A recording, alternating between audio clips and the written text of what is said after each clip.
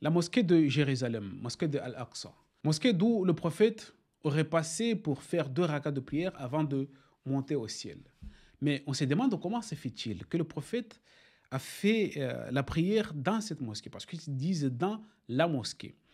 Et il y a des témoignages qui, selon eux, qu'il y a un prêtre qui a témoigné que la veille, il avait fermé la mosquée à clé et le lendemain, il a trouvé la porte grandement ouverte.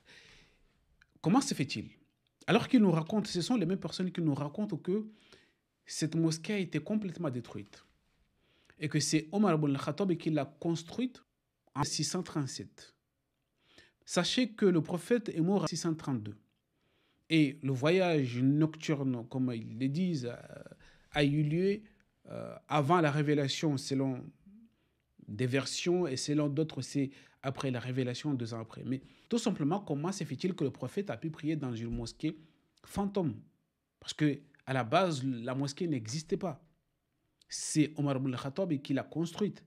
Et c'est après la mort du prophète.